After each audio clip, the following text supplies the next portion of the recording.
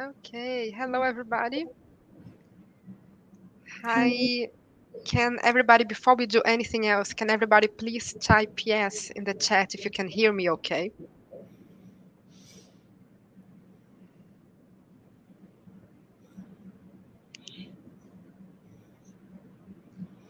Hi, people saying hi. Can you type yes? Yes, okay, great. Lots of yeses, brilliant. Kate, can you say something and then can you type Kate if you can hear Kate all right? Yeah, hello everyone. Great, so if you can hear her, just type Kate in the chat. Freya, can you hear me? my friend Freya. Yes, okay, I guess everybody can hear. Brilliant. Okay, so thank you everybody for being here. Welcome to our webinar about formative assessment with Kate Jones. I will first give you an introduction and let you know about how this is going to happen today. This is live on YouTube, so it might be a bit different from other platforms that you have used before, like Zoom or Google Meet. So I'm just going to give you an overview about how things are going to happen, and then I'm going to give the microphone to Kate and she will start her presentation. So a few questions that everybody has in the beginning. Are we going to share the slides? Are we going to share the PDF presentation? Yes. So after the talk is over, Kate's going to write a summary of everything that she's explained and share. She's very kindly going to share everything with you, including her slides and her any notes that she has. So you will receive that. Second question that everybody always asks is if this is going to be recorded. Yes. So the same link, this video is going to be on YouTube forevermore. So a tip that I can give you is to give a like, give it a thumbs up, because then it goes straight into your saved list on YouTube. So you can always find it. So everybody gives a thumbs up, and then you can always find the video whenever you want to watch it. Okay, so how this is gonna work, I'm just gonna give you all the information before we start introducing ourselves and all of that. Um, this is a YouTube chat, so you're gonna type all your questions on the chat. The more questions, the better. Kate loves questions. We're gonna have a Q&A in the end. So the more questions, the more interaction, the better. We cannot see each other. We cannot be in the same room, but we can talk to each other. So if you want to have any comments about what she's talking about, if you want to interact with the other participants, please do. The more you use the chat, the better. I'm going to keep an eye on the chat during Kate's talk. And then in the end, we're going to have a Q&A. She's going to answer as many questions as we can during the time that we have today. All right? Does anybody have any question about the technology behind this webinar? It's going to give you 10 seconds to see if anybody has any questions. In the meantime, introduce yourself. Let us know your name, your subject, where you're speaking from, so we know where people are coming from. I already see some people from Abu Dhabi. So obviously Kate is in Abu Dhabi right now. I am in London. But there are people from Manchester. There are people from Canada. That's new. Cool. Great. So I think no questions. Dunham, Nottingham. Awesome. Great. So now let's get started. My name is Flavia. If you don't know me, I am the chief scientist at Seneca Learning. And I'm going to tell you a little bit about Seneca Learning, just so you know what we do and why we have these free CPD sessions with Kate and other amazing educators. So I'm just going to share my screen very quickly so you can see the website. I promise I will not talk for very long because I know you're all here for Kate. Right. So Seneca is a learning platform that is used by over 6 million people across the UK and around the world. And we have all the way from primary to A level. And the big thing about Seneca, and the reason I am very excited about working on Seneca, is that it's all based on cognitive science. So all of our methodology is based on retrieval practice, interleaving, spacing, dual coding, all of those things that you may have heard of, and that Kate knows a lot about as well. So she has books about retrieval practice. She's going to be talking about formative assessment today. So all of those things are inserted in our methodology.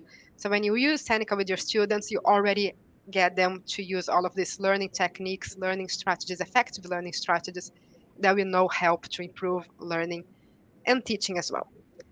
And then everything that we have on Seneca is gamified and is adaptive. So Seneca has an algorithm that keeps track of each student's answers in real time and then selects new questions for each of them, creating a really personalized learning path for each of your students. Everything is automatically marked and you receive a report in real time as well, which you can very easily then use it for formative assessment as well, because you have all the information about your students, how they are progressing on each topic. It's really insightful, very detailed, and everything is exam board specific. So I highly recommend you to go and have a look. And then on top of the actual platform with all the courses, all the content, all the tools for teachers, we also provide free CPD. So we have webinars. There are conferences as well. So on Saturday, we're going to have a conference on behavior. So we have 4 speakers that are going to come and talk about behavior. Then in the end of the month, we have one about curriculum as well. And we have courses. So we have online courses. They are all free for you to take. One of them actually was written. Sorry, I should have said I have a cold, so I might have to stop for a minute. Sorry about that. We have at least 20, I think, different CPD courses online. They're all free. One of them is about retrieval practice by Kate. And we have things for geography, about dual coding written by Oliver Caviglioli. So we have really good material, all free for you to learn more about cognitive science. If you have any questions about Seneca, if you want to get in touch, know more, this is my email. I'm going to add that to the chat. And you just look for senecalearning.com and you should find it on Google. Cool. So I stop my screen share. And I think we are ready now for Kate's talk. So just to reiterate, please use the chat for any comments, any interactions, and any questions that you have. And I'm going to ask them to Kate in the end. All right. So Kate, thank you very much for being here. We're really excited to hear your talk. Oh, thank you, Flavia. And hopefully this will work. We've just had this little run through. There we go. And Flavia, can you just confirm that's all there? Everyone can see. Oh, Yes. I can't. Brilliant. Okay, then. Right. I'll just introduce myself very quickly. I'm a history teacher and head of department at a British curriculum school, the British School Al Kebairat in Abu Dhabi. It's an amazing school. I've been in the Middle East for 5 years, but I'm returning back to the UK later this year, which I'm very, very excited about. So if you haven't connected with me, then please do connect with me on social media, although we do want you to get involved in the live chat, just as Flavia said. But if you're watching the recording or you want to contact me after the session, then I'm on social media far too much, so you'll probably have no problems getting in touch with me, and use the hashtag SenecaCPD. So what I'll be talking about today is actually taken from my recent book. It's actually my 5th book. And I'll just give you a little bit of background and context about this book. So it's part of the Inaction series with John Catt, which was inspired by the brilliant Tom Sherrington, because I'm sure, as you already know, Rosenshine's Principles in Action has been hugely successful and popular, and teachers love it, myself included. And that was illustrated by Oliver Caviglioli. They are the Walkthroughs Dream Team. And they asked me to write a book for the Inaction series. And they said specifically, will you write about the work of Dylan William and his partner, Siobhan Leahy, and their work on 5 formative assessment strategies? As you can imagine, I just jumped at the opportunity, say yes, of course, because formative assessment is so important, but it's not something that is always easy to get right. And I think there's lots for us to talk about. And it wasn't about regurgitating the work of Dylan and Siobhan. It was about celebrating and sharing their work. But also, if any of you do follow me on social media or you've read any of my books, then I am really creative when it comes to task design. So it was about sharing some of my ideas and techniques that come under these strategies. Also, we do things differently now. We've all taught through the pandemic. We have now realised ways we can use technology. And just like Flavia said about Seneca Learn, we can harness technology for formative assessment. But I also think this book is very reflective, because I've reflected on ways I've done things in the past and how I do things differently now, and also how some of these strategies, unfortunately, have been misunderstood and mutated in education. And then finally, oh my goodness, I love John Hattie, and I was very lucky that he agreed to write the foreword. And I wanted John Hattie to write the foreword because a lot of his work that he's done, especially with feedback and with Shirley Clark, it links in really well with formative assessment. So whilst Dylan and John may disagree on some things in education, when it comes to formative assessment, they're actually not that different. And also Dylan helped me massively. He edited this book, gave me lots of advice and feedback. I learned a huge amount, so I'm really excited to share that with you today. And you probably already know what I mean when I say formative assessment, but I think this is a really good starting point because there are lots of different definitions. Dylan Williams has been writing about formative assessment for 25 years. So I thought I'd just start off with my explanation and understanding of formative assessment so we're all on the same page. And this is it really, essentially a range of evidence-informed strategies the teacher will use to support their learners to make progress. So everything that we're doing in the classroom, day in, day out. And I'll just touch upon this, evidence-informed, because again, I think this gets misunderstood. Evidence from research is only one element of being evidence-informed.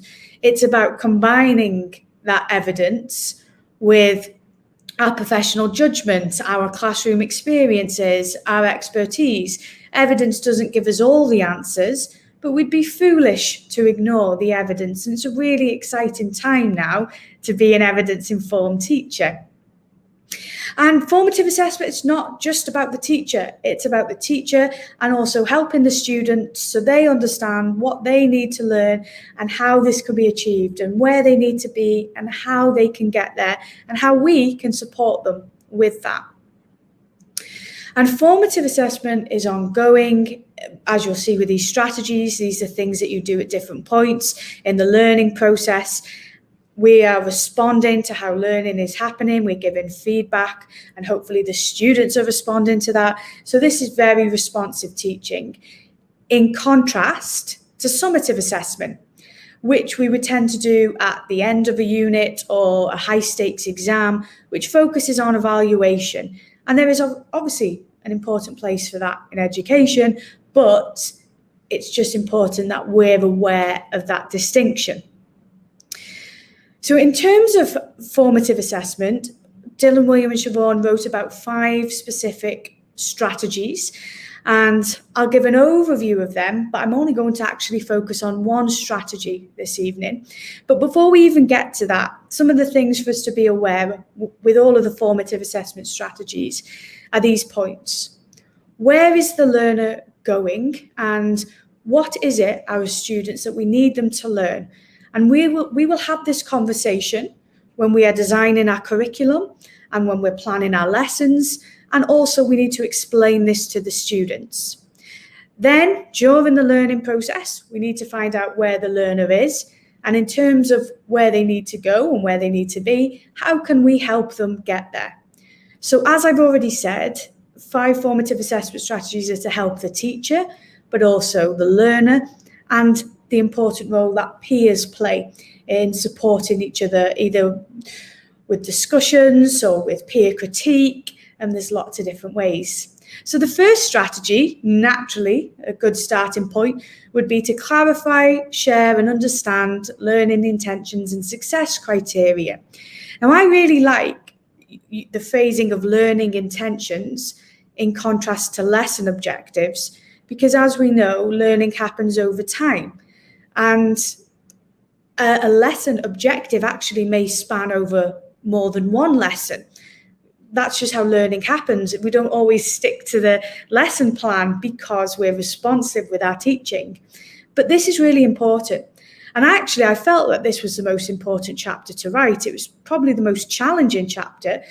But I felt it was so important because it had been so misunderstood and mutated, with students copying out lesson objectives or gluing them into their books, but not actually understanding them, and a lot of time being wasted instead of clearly clarifying and sharing these learning intentions.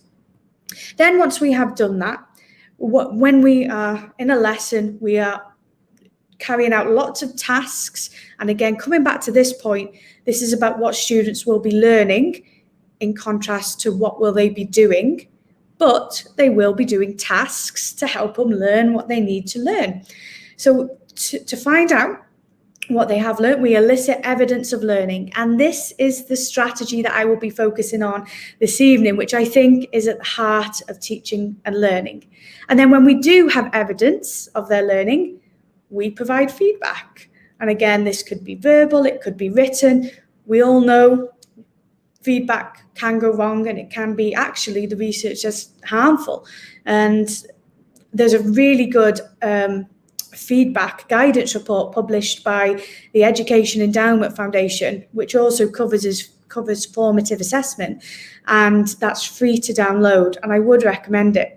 But I found this chapter quite intimidating because you could essentially write a book. Many people have written books just on feedback because, again, that's so important. But it's not just the teacher that can provide the feedback.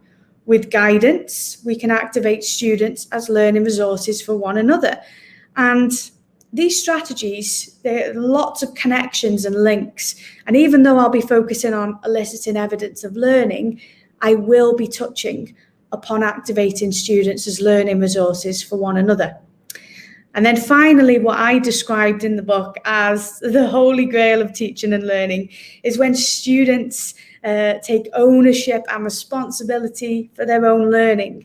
They understand at the beginning what it is they need to learn, and the success criteria will help them understand how they can achieve what they need to. They listen and respond to feedback from the teacher and from their peers, and they are reflective and they are improving. And Dylan William always makes this point, made it a lot to me, about we need to focus on improving the learner, not just the piece of work. So these are the 5 strategies. However, there's an important point I should make that I didn't even realize myself until I was writing the book and Dylan was editing it, and he explained this to me. So these are the 5 strategies. I think we can all agree that we're probably doing most of these in our classrooms, and we can all agree that there's evidence behind them and that they are effective. However, the ways that we do them can differ. So copying out the lesson objectives, well, that's not this strategy. That is a technique to try and achieve that strategy. And I've said, well, actually, that's not effective. So I will be focusing on the strategy of eliciting evidence of learning, but I will be sharing a range of techniques how we can do that in the classroom. Some will be my own ideas that I've created. Some have been ideas from other teachers and authors I've taken inspiration from, and some will be from Dylan William, and others that are very tried and tested and well known, but how can we do them perhaps even better and more effectively and more efficiently? So before I start sharing the techniques, this is what Dylan and Siobhan had to say about this strategy. So finding out what students do know is essential to good teaching. Hence my point.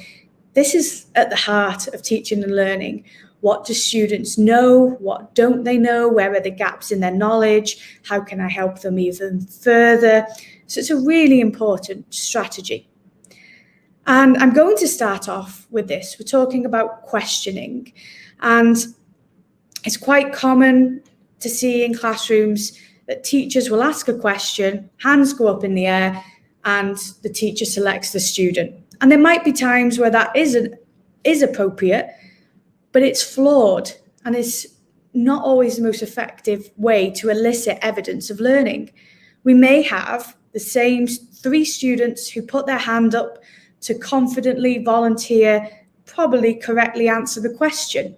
And they can articulate that they're very enthusiastic, they want to be heard, and other students can rely on them to answer the questions, and they may even switch off. And the teacher will ask the question, they'll hear the answer that they want to hear, and they will move on. And again, that doesn't elicit evidence of learning from everyone in the class. So Dylan and Siobhan encourage teachers to say to students, no hands up except to ask a question, because we do want our students to be asking questions if they want to find out more, if they're curious, or if they're stuck. So there's lots of different ways that we can do this. The no hands up approaches, and probably the most well-known technique is from Doug Lemov with cold calling. And this is something that Doug has written about, and his latest book, Teach Like a Champion 3.0, has just come out. And I think he's absolutely brilliant. But this was a strategy, a technique. Oh my goodness. This was a technique that I struggled with initially. And this is where the teacher will ask a question, and any student in the class can be called upon to answer that question. So every student needs to be listening, they need to be paying attention, they need to be engaged, and then the teacher could call upon them to answer the question. And it is difficult, actually, I think. I felt guilty at first. I didn't want to feel like I was putting a student on the spot or that I was picking on them, because that's, of course, not what we want. But through experience, through reflection, through talking to others, I thought, actually, I'll share some tips about how cold calling works in my classroom and how I feel very confident with it now. And I feel confident with it, and my students do as well. So my first point, and whilst it might be an obvious one, I think it's worth stressing. When we're cold calling, I think we should use students' names. And we're coming towards the end of September. We've had to probably learn a lot of students' names, and this varies. If you're a primary school teacher and you're with the same class for most of the time that week, then you will probably learn names quickly. In high school, secondary, you may see classes a few times a week or once a week. It depends on timetable and subject, so it can be very challenging. But cold calling works best when we know and use students' names, in contrast to, which I have done in the past, because I've tried to use cold calling early on when I haven't been confident with students' names, and I've pointed. And we really shouldn't do that. So when I'm trying to learn students' names in the beginning, I ask them to wear a sticky label. Got my Man United shirt on there with pride, and it will have their name clearly written on, and cold calling will actually help me, because it will help me learn their names, because when I go to ask them a question, I read their name and I say it out loud. If perhaps you don't want to do that, you could have your seating plan with the students' names right in front of you, and you refer to your seating plan when you ask students. So I do use cold calling very early on, and I've used it to help me learn students' names. But that's not the only reason why I think students' names are so important. But also it's an opportunity to practice pronunciation. I work in an international school, it's British curriculum, but we have students from all around the world, and I can struggle with pronunciation. I'm only human. And actually, nobody had ever said my name wrong until I moved here. And quite often, people mispronounce my name and call me Catty, which I'd never heard of before. And I will correct them, because Catty isn't my name. Although my friend Tom Rogers, I can imagine him calling me Catty now all the time, because I haven't told him about that.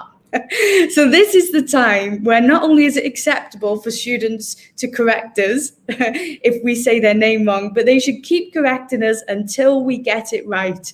And we show, actually, I'm sorry, I will get there, and I will keep saying your name, and I will be able to say it clearly and confidently and pronounce it correctly. We can use their name not just when we're asking questions, but use names when we're responding to their answers, when we're giving praise. And the main reason why I think we should use names is it makes it more personal, and it makes it warm and inclusive. And I do think cold calling, where a teacher asks a question and can pick any student, Some people might think, oh, I'm not sure about that. Because of the name cold, it doesn't really sound warm and inclusive. But actually, it's sending a really important message to students. And Doug Lamov has said this. I don't just want to hear from the 3 confident students who always put their hand up. Every student in this class, I want you having a voice, and I want to hear it, and I want to see, and I want to hear elicit evidence of learning from you. What do you understand? What can you recall? Everyone is involved. Everyone should feel comfortable and confident to answer in our classroom. And that links in with the next point about keeping it positive, that we never use it as a gotcha, catch it out. Someone's looking at the window and then we go, Sam, what do we think the answer is after we've said that question? It's not about that at all. It is about warm inclusivity, making it positive. And we do that through using names, through the way that we provide wait time, and by giving genuine praise. So it really is a positive, or it can be a positive classroom technique.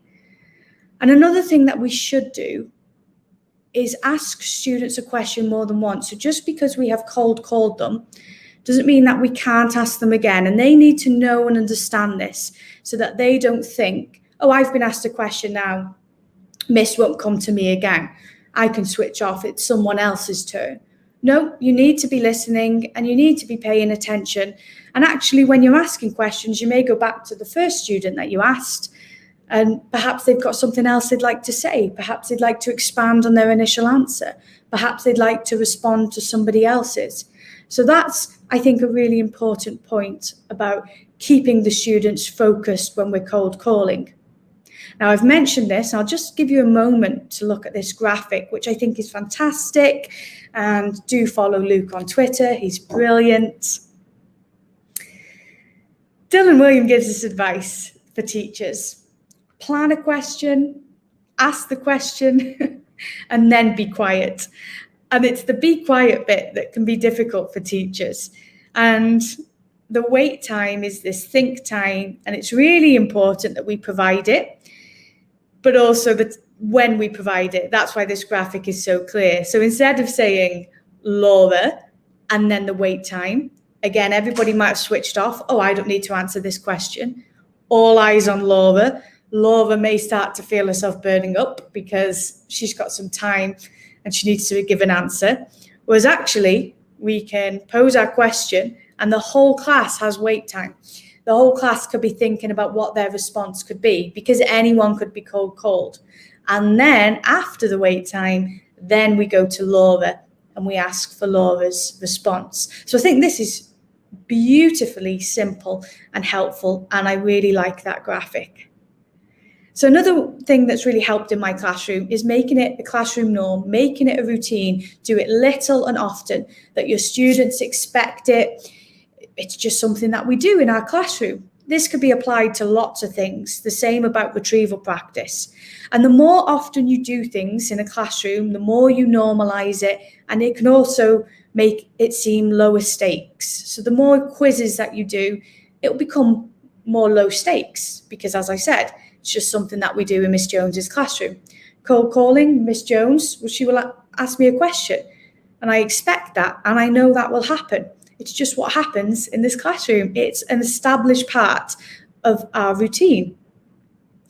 This is something that I've done that's helped me a lot, is watch other teachers with their cold calling. That's how I picked up on the importance of names. Now, there may be a colleague in your school that is really well known for questioning, or they say, actually, questioning is a strength of mine. Say, can I come and watch you?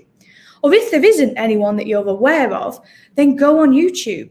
And even if you just type in cold calling, there's so many videos of teachers in a classroom that you can watch. And it's not just with cold calling, actually. Doug Lamov has filmed lots of techniques, and there's lots of other things that you can see. And I really find this interesting and insightful.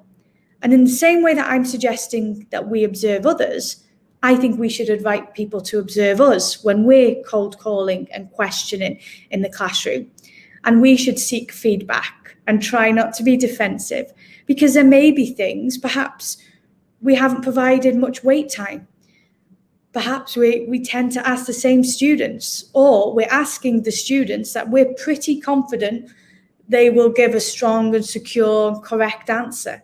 So asking our colleagues, so just, can you pop in for 10 minutes? I'm going to do some cold calling, some questioning. If you've got any feedback, or even if they do think that what you're doing is effective, then that's great as well. So that would apply to lots of strategies and techniques to observe others and seek feedback. And this is an idea from Barry Smith, and you can follow him and do tweet him on Twitter at BarryNSmith79. And this is about getting students to shape their verbal answers. And I really like this because this is important for lots of aspects of life. So I'll just very briefly go through.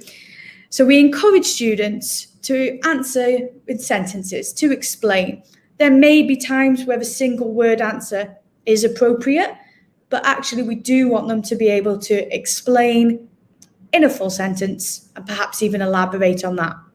The hand away from the mouth, that's about, these link together actually, these 3 points. It's about try and be confident, don't mumble, and project your answer loudly and clearly so everyone in the class can hear. I actually have a hearing impairment, so my students all know this, and they are so lovely, and I wear a hearing aid, so I actually need them. Well, they're wearing face masks at the moment, so it's even harder, but I do need them to be loud and clear when they're speaking in class. And when students leave school or throughout their school career, they may be in a job interview, and we would expect them to shape their verbal answers. Not give a one-word answer, not to answer like this and to mumble, but to articulate their answers confidently. And what a good way to practice this, but in a classroom where it's a low-stakes, friendly, warm environment. Now, the eye contact is important, and it is good if we can maintain eye contact when we're talking to people, but it is difficult. And there are some students that might have learning difficulties and disabilities that may really struggle with the eye contact element, or actually with a few other of these points. But again, context is key. If you know that there is a student that would struggle with that, then of course we're not going to say, look at me. We would never do that. We can encourage them to shape their answers, and we say, oh, great answer, and that might boost their confidence as well. Say, can you repeat that just a little bit louder for everyone in the class to hear? Because it was a great answer and I want everyone to hear it. So shaping their answers when it comes to cold calling, I think works really well, and sharing that with students so that they understand what we mean by shape. And I've touched upon this already, and this is a theme throughout eliciting evidence of learning, getting students to either elaborate on their own responses. Can you take it a bit further? What do you mean by that? And why do you think that? Or perhaps asking a student to elaborate on somebody else's point. So there's lots of ways that we can encourage elaboration, and that's really, really good. And students sometimes need us to do that because they might just provide the correct answer, not the fullest or the most detailed or thorough answer. But they think, well, that's correct. Isn't that enough? So then we have to encourage that with elaboration. So here's my tips. Use students' names, make it very personal and warm and positive.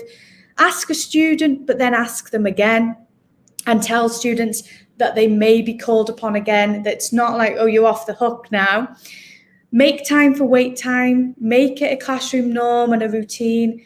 Observe other teachers. Ask other teachers to observe you. Encourage students to shape their verbal answers and encourage elaboration. Now, think, pair, share is a very well-known, tried and tested technique in the classroom. But actually, I've been thinking about this a lot lately. I spoke to Dylan William on Teachers Talk Radio. We discussed this. And Dylan and I, it's in the book about Think, Pair, Share, but we've also just written an article together again. It's my second article with Dylan. It'll be published soon. And it's all about Think, Pair, Share and how we can actually use this technique really well in the classroom. So I'm just going to break it down. And perhaps you're already doing these things. Perhaps you think, oh, I haven't done that, or I haven't done it that way. I could do it a bit differently, or maybe I could be doing it more effectively. So the first point is think, and Dylan says this advice to teachers: don't skimp on the think.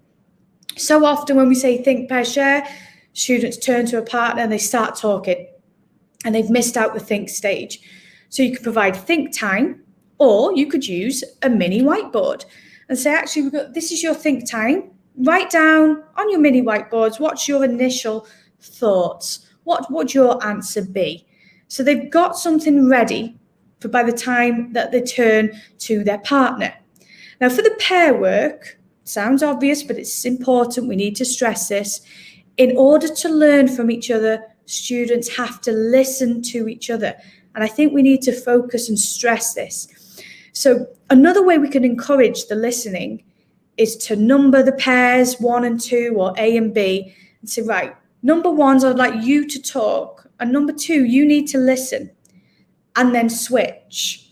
And we can also do think, pair, and compare.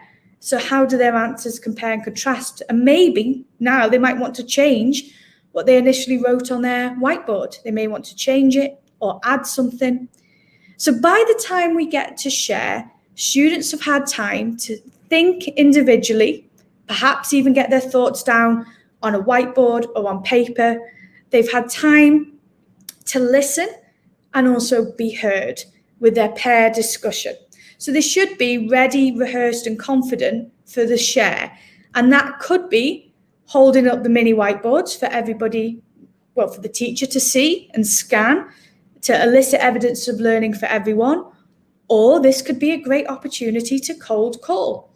Everybody's got something in front of them. They've all had time, so they could be quite confident. And what you could also do with cold calling, to just again stress the importance of listening, is say, Rebecca, can you tell me what you learned from your partner? What did your partner say to you? And they have to explain that. And if we should tell them that in advance, that we're going to have the share. I'll have all whiteboards up in the air, or I'll cold call on people and I'd like to hear your thoughts. So think, pair, share, again, basic, something that we're doing in the classroom. But when we really think about it and reflect on it, there are ways that we can do it differently, and as I've said, perhaps more effectively. So linking on to that, and I'll explain how they link, instead of questioning, we can provide a statement to elicit evidence of learning, because elicit evidence of learning isn't just about questioning. And this is a quote from my book. I said that a powerful, carefully considered statement, it can encourage debate, discussion, and elaboration, in contrast to an answer to a set question. So here are some examples of statements. I'll just give you a moment to read those.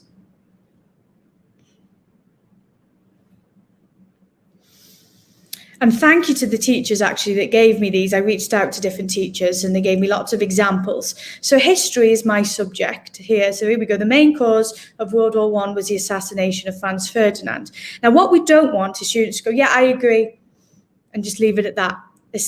We need more than that. So perhaps I might phrase that as, why would a historian suggest that? Or why would a historian challenge that? I could verbally say this statement. However, if I'm saying it verbally, the statement shouldn't be too long because of the limitations of working memory.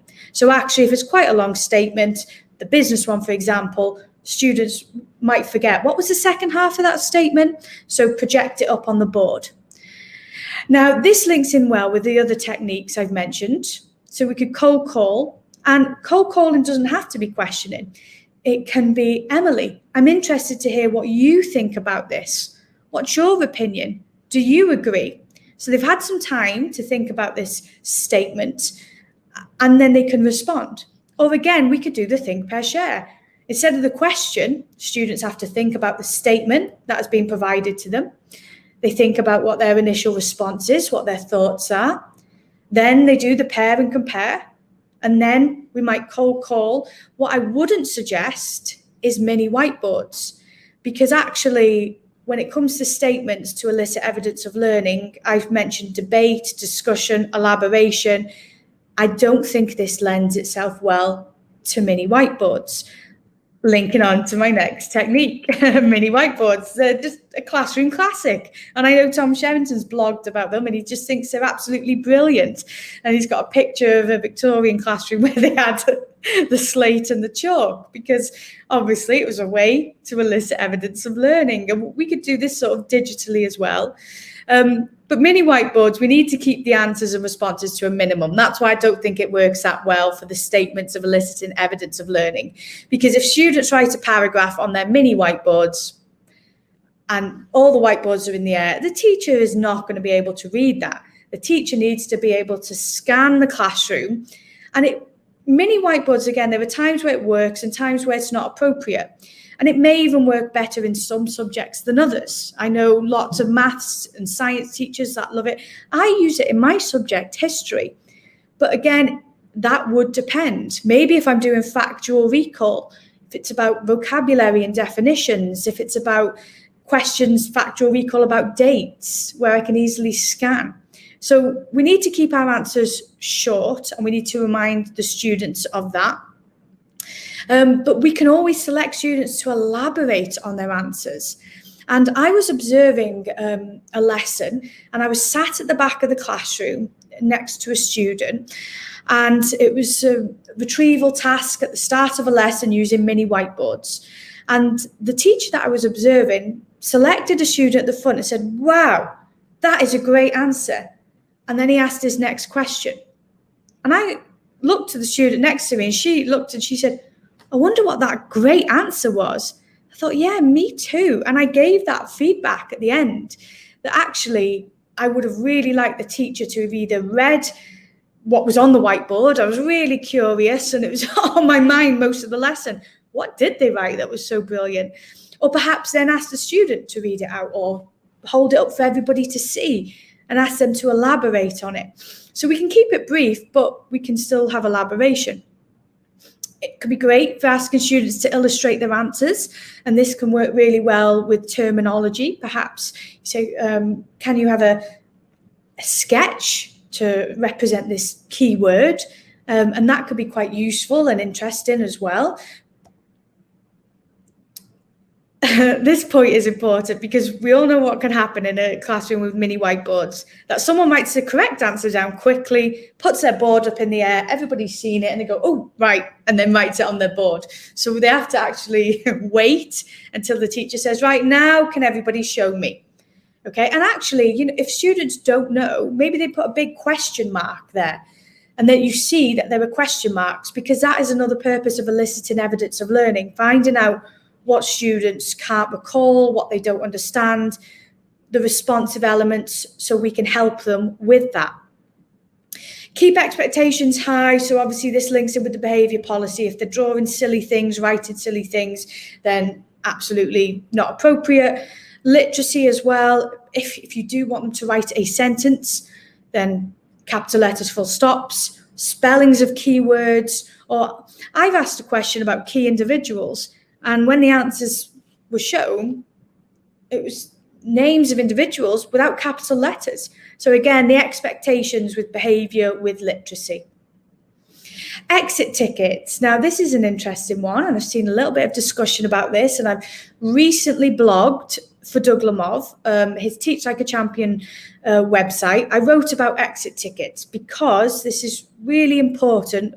I think it's really important what I'm about to talk to you about now, about learning versus performance. So generally, and this is the advice from Lemov, but I do it perhaps a little bit differently, but generally, 3 questions, because we want to focus and really hone in on the important aspects of a lesson. So my Year 7 students, they all need to know what this key word means in the context of what we're learning about 1066. It's important that they do understand why there was this confusion about who should be king. They may even use the word heir in their answer here. And can they name who the 3 contenders were to the throne? There's 3 simple questions. Now, if we're doing this at the end of a lesson, they can write it on an exit ticket. That could be on the board. It could be in their books. It could be a post-it note. It could be done digitally. There's loads of variations of it. This is checking for understanding, and this might be helpful.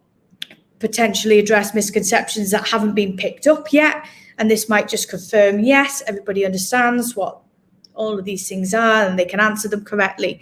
However, if we're asking questions based on the content of a lesson, that is performance. We know learning happens over time. And that's why when we used to have lesson objectives, I would say, has the lesson objective been achieved today? Let's do an exit ticket and find out.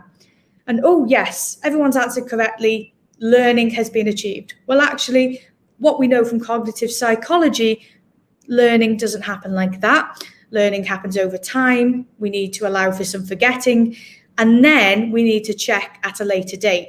So what I think and what I do is I recycle exit tickets into entrance tickets to use as a do now retrieval task at the start of a lesson.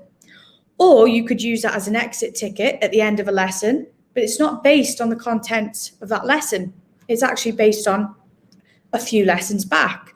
But I really like to repeat it as an entrance ticket. You've answered these questions before, but can I just check? Can you recall this from your long-term memory? And then if they can, and they can recall that successfully, then we've got a better understanding about learning versus performance. It's a really important distinction.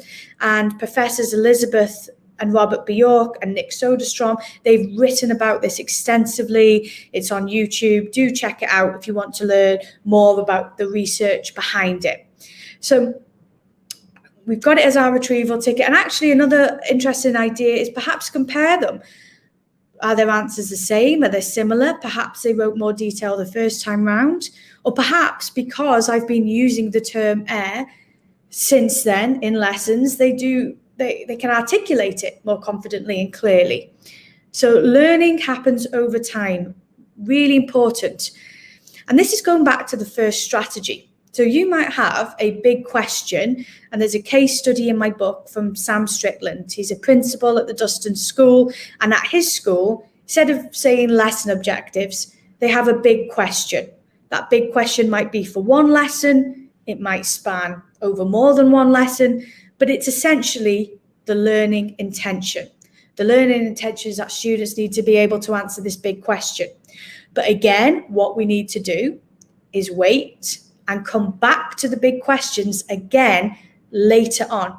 So I just took the big questions that were in my scheme of work and put them onto a grid, a retrieval grid that is based on learning intentions.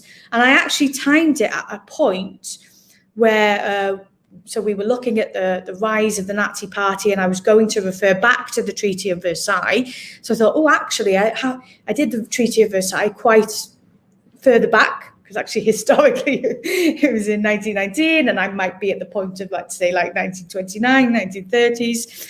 So I'm going to use this now. Some time has passed. It'll be interesting to see what students can recall from their long-term memory. And this is an example of my well-known retrieval practice challenge grid.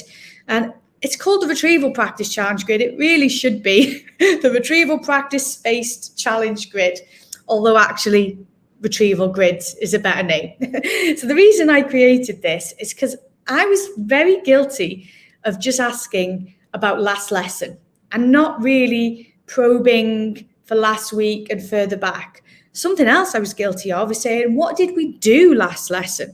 And then students might describe the task rather than the content of what they were learning.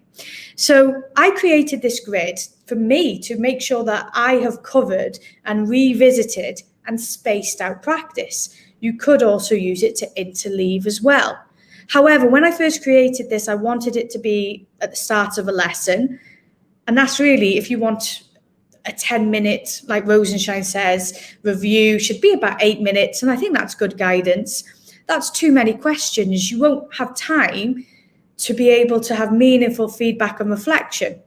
I've actually set this specific challenge grid as a cover lesson. So it's planned absence. I knew I wasn't going to be in the lesson. I set this grid. Students then had quite a lot of time so they can give detailed answers, because it's about causation and, sort of some really tough questions. But then the whole lesson wasn't just the retrieval. I left the answers, because Dylan William does say the best person to mark a test is the person who's just taken a test. So then the teacher, who was a Non-history specialist was absolutely fine. I said to them, right, they're going to complete the grid for this amount of time in the lesson. At this point, can you give them the answers? And what I want them to do is self-check and correct, and in a different colour pen, either perhaps write where they were incorrect or add more detail. And they said that they actually found this really helpful. And retrieval practice can be a whole lesson. We can't do that all the time because we have to balance it out with content. But this is something that I regularly do, probably at least once half a term with my exam classes. But if you do want to do this at the start of a lesson, easy. Just reduce the amount of questions. But you're still having the element of eliciting evidence of learning from last lesson, from last week, from 2 weeks ago, further back, or last term, however you want to do it. So when we're eliciting evidence of learning, we need to make sure that we're getting the evidence of learning, not the evidence of performance. Although performance and checking for understanding is an important step to the long-term learning. So this is an important distinction. We can also do lots of things to elicit evidence of learning in terms of vocabulary. Now, this is an interesting one. This is my keyword spotlight that I created. All of these templates you can download for free on my TES page, plus loads more. So with the keyword spotlight, here is the keyword that is under the spotlight. And then students have to answer these questions. And you could do this at 2 stages. You could do it in the lesson where you've just discussed democracy. So this would be performance, and you're checking for understanding. Can they explain it? Provide a definition, use it in the correct context, illustrate it, use other keywords, self-assess. Or if you want to really get evidence of learning, then actually you would again wait a few lessons, and then it's a retrieval task from long-term memory. So you could use this at different points in the learning process. And the same with this. This is my Go for Gold, and it could be adapted. Instead of having 9 keywords, you might just have 1, bronze, silver, gold. We're still hoping to elicit evidence of learning by asking students to write down what they can recall about Henry VIII. And this is just giving them some guidance as to what I would like to see in their answer, which younger students actually need that support, because then they might be vague or go off topic. But the main idea with Go for Gold was to encourage students to use subject-specific terminology, but there's support for all here. The bronze should have words that most, if not every single person in the class can use.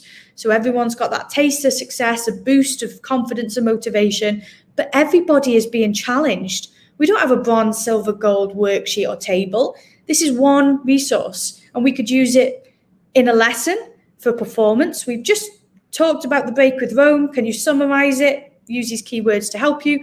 Or you could allow some time to pass and use it to elicit evidence of learning. So when it comes to eliciting evidence of learning, there's actually quite a lot more in the book as well. This was really hard, writing a thin book to keep it concise to 25,000 words, but I do think it packs a lot in. So we can obviously use questioning techniques, mini whiteboards, statements as an alternative. This could be statements that doesn't have to be for verbal discussion. It could be for written answers, but statements to elicit evidence of learning can work really well. Always encourage our students to elaborate where possible. Exit tickets, although like everything, they could be done well or they could be done badly, but remember that distinction. For vocabulary is so important, vocabulary instruction, and we have this curse of knowledge that we may explain what a word means, but then we may keep using it and students have forgot that. So we need to keep checking for understanding and then getting the evidence of learning as well. And think, pair, share is a way to elicit evidence of learning, but it's also one of the other strategies, activating students as learning resources for one another. So in summary, I'm just keeping an eye on the time. We've got time for questions. It's a really important and useful strategy. It's very insightful for us as teachers, and also it ultimately should support the students about what the next steps are in the teaching and learning process. And the purpose of questioning should be, this is coming back to Dylan William, to make students think hard or provide the teacher with useful information. What do students know? What perhaps don't they know? What do I need to do to help get them to where they need to be? And no hands up approaches. There's lots of different ways. Cold calling was just one technique. Then, as I said, there can be a time for hands up, but we have to remember that is flawed. And we do have to continually be mindful and aware of the distinction between learning versus performance when we are getting this evidence of learning. So thank you for listening. I hope people found that interesting. If you did, please, read the book and give me some feedback. I put a lot into this book, and as I said, it was a team effort. Hattie recommends it. Well, there we go. And do stay in touch with me on social media as well. So thank you, Flavia. I hope you enjoyed that. Was that okay? I'll stop sharing my screen. That was fantastic. There was so much going on in the chat, so many comments, people sharing their own experience based on what you were saying. It was really, really great. Thank you so much, Kate. I'm sure everybody loved it. And we do have a few questions as well. So, sorry, like I said, I have a cold, so I might have to. Sorry. So I'm just gonna type them back in the chat so I can make them big and everybody can see them. I think that's easier. So, yep. So there was a question from Elizabeth. Can you see the screen now? Yeah. Yeah. Okay. So that was a question from Elizabeth. So how can we track formative assessment? Yeah, I think basically. Well, I think that depends, because obviously if it's their work, that is tracking it in one element as well. I'm very reluctant to say keep trackers for the techniques that I spoke about, think, pair, share, mini whiteboards, because they are providing a snapshot. They are also to help with retrieval practice. But of course, looking back at their work, the progress, the tasks that I've said, where we repeat them again to check the distinction. In terms of sort of tracking with formative assessment, tracking, I would say, is more associated with summative, but we can, of course, do that with formative assessment with a piece of work, whatever you sort of do within your school. But a lot of this is responsive. And I wouldn't say, I actually didn't write about tracking and monitoring in the book. I wrote about students monitoring their own learning and progress and referring back to the success criteria. But I'm not sure, actually, because we need to then weigh up the workload implications. As I've said, we can use the books, we can use the work digitally if we want to see evidence of progress, but vocabulary instruction as an example. How do you know that students have mastered and fully understood and grasped these key terms?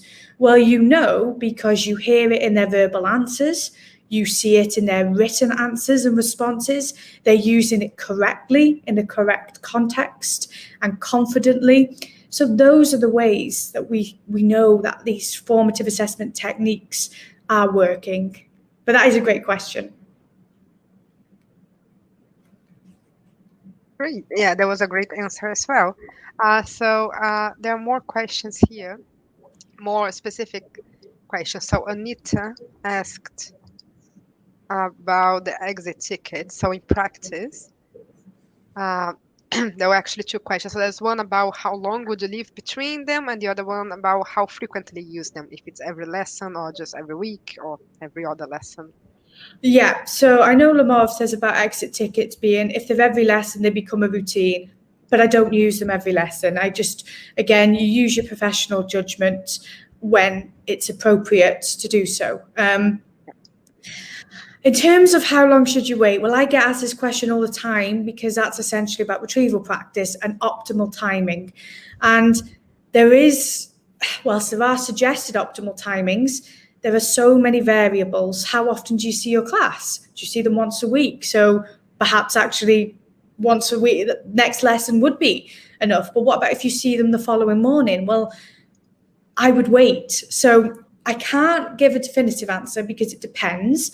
I can give examples from what I do. I would probably 1 or 2 weeks, because we don't want to wait. We don't want to do it too soon. We won't do an exit ticket and then if we see them very quickly, do an entrance ticket straight away. I would allow some forgetting, but I don't want to allow too much forgetting. That if I wouldn't go beyond 3 weeks actually. So I would say like 1 to 2 weeks, but again, depends how often you see them, your classes. But we sort of have to strike that balance between allowing some forgetting, not too much forgetting time. And I know that it's quite a frustrating answer, and we want to know, but as I said, there's too many variables. Teachers got to use, this is the evidence-informed bit, they've got to use their professional judgment. I think that makes total sense, especially with the, some lessons, you have a lot of them in the week. Yeah. Like maths, you have more, and then maybe other subjects you have less. Yeah, that makes total sense. There was an interesting discussion. Lots of people shared ideas, but I wanted to hear your ideas as well. So there was a question from Paul about different ways to end a lesson. So I think before you do the exit tickets, how do you finish your presentation? How do you finish the lesson? If there are any effective ways based on research. I would come back to it depends. Sometimes my students might just be working right up until the end of the lesson because they need that time to do so. Or it could be a really good time for consolidation, going over, or that could either be through, you may have the consolidation task with the exit tickets. It may be a teacher's summary, an explanation. I've said in this session and in my books that a great way to start a lesson is retrieval practice, but I'm not aware of any research that says that it's better if you do it at the start than at the end. So you actually, if you want to start your lesson by finishing off something from last lesson, and you could use your retrieval practice task based on previous lessons towards the end. We're going to finish off with a quiz. I rarely do that because I start my lessons that way. I'm more likely to finish my lesson with that roundup, with that summary, with that repeated exposure to material, or what I really want them to take away and what I want to stick from this lesson. Yeah, that's nice. There's a fun question here, because actually I'm going to ask because I always thought about that, because every time I give a presentation, I mention your retrieval grids. And then Jessica asked, what do you do with the scores? Right, that's great. You can actually make it no stakes and have no scores. Right. But the scores, again, it depends. Because what I would say is I would ask students to perhaps for them to record their scores. And then I could do a different version of a retrieval grid with different questions, or maybe some are the same. And then actually it's about them beating their personal best. So not really so much about a competitive edge competing. You could do that. Some teachers do say, did anyone score this amount of points? But actually it's about the individual. So you may have, if you're using retrieval grids quite regularly, you may have them just keep at the back of the books a score, or you may not just get them to do anything with it, because it's not really about the tracking, it's the process of retrieving information from memory. But that's another great question. Yeah, it's really about, it is formative assessment, right? It's not about the grades. It's not formative, yeah. Cool. I think that's a good question as well. So if you have a student that just goes, I don't know, or I don't want to say anything, how do you deal with it? Well, there's the no opt-out technique where somebody else will answer it, or perhaps we can say, can anybody just give them a clue or a prompt, or so, what do you know about this? If I was to ask a question, say, well, I don't know that specific answer. Okay, well, can you tell me something connected to this? Or you could even say to them, okay, I'm going to come back to you later, because that is, you're not accepting that as and there will be times when they don't know. And that can be then embarrassing when you're asked publicly in front of the class. And that's why we have to, again, make sure it's very warm and positive. And if they don't know, that's okay. You actually, when you're introducing cold calling, I already said you might say, I'm interested in your thoughts and what do you think? So that's getting students used to speaking in front of their peers who might not. And you actually can perhaps scaffold your questions and ask an easier question. And actually, we can target students. I mean, there are randomizers where somebody can randomly pick, but we have knowledge of our students. So I actually know that here's a really challenging question, and I know that student will really struggle with it, and I know that student probably will be able to answer it. So why would I pick that student to answer it? And actually, when I use a randomizer, I'm leaving it to chance. Whereas when I'm selecting the students, I've got this knowledge and insight. So I can ask a question that I do think that they will have some knowledge of. And then it's my job perhaps to get them to elaborate on it. So that is definitely where it's an easy opt-out going, I don't know. But then we say, okay, well, again, you must know, what do you know? Or rephrase it, or I'm going to come back to you. And perhaps you keep going with them until you get this answer. Yeah. Because sometimes what has happened is teachers have said, I have given up on that student because when it comes to cold calling, because they blank me, they don't want to know. And that is really tough, isn't it? And then they sort of, but again, it's this inclusivity, maybe have a conversation with someone and say, okay, I know these questions, you might not like it, but this is to help you. And then even purposefully give them a question that is easy so that they have answered. And then you think, right, okay, we've got over that initial barrier of answering a question in front of their peers. So hopefully it will become more the norm and they will get used to it and accept it. And it's part of our classroom routine. Yeah, that's an excellent question. Great. I think we have time for 2 more that were asked. So they're not entirely, I think, maybe related to the talk, but it's based on your work. So there's a question from Garrett here.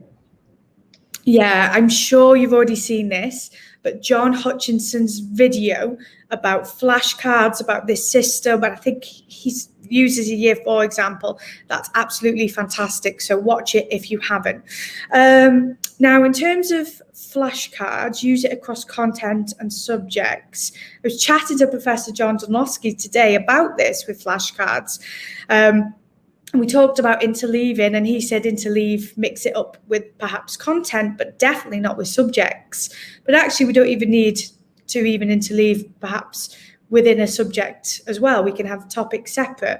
The thing with flashcards and with younger students and with that system specifically is it does involve a lot of effort and commitment, and it can be a struggle. So in terms of, I'm not quite sure what advice to give in terms of best to use this across content and subject.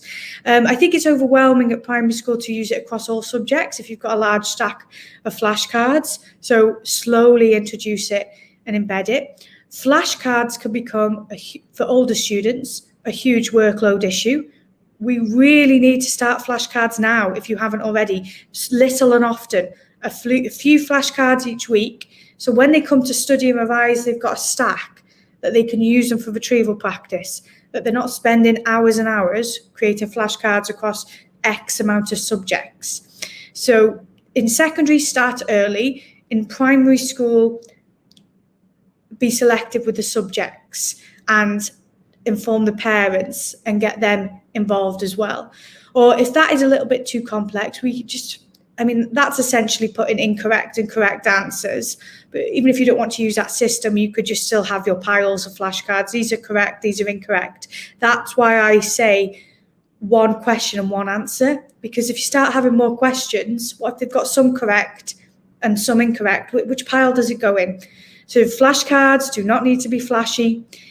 A word and a definition, or a question and an answer. And the younger, the better. So I'm really happy, Gareth, that you're using this with your year 4 students. Amazing. Great. And then I think to finish, there's one more question here from Anatevka, I think, which is about 21st century competencies and how we can use formative assessment to maybe help the kids develop those skills? I'm not sure really, because for me, the sort of jury's out a bit about the 21st century. Well, the things that I, not the jury's out, but about the 21st century competences, because I see this all the time where they say the 6 C's of the 21st century, and there's just sort of a little bit of debate about that, because the things that I've been talking about today has been recalling information, talking confidently with their peers, communication, literacy. All of these things are not specific to the 21st century. So I'm just probably not the best person to answer that. But I do think formative assessment, I've tried to give examples, and my book does. Shape, that was about communication skills, about being able to articulate responses. I've given examples about literacy. It's not just about the factual recall. The statements are about debate and discussion.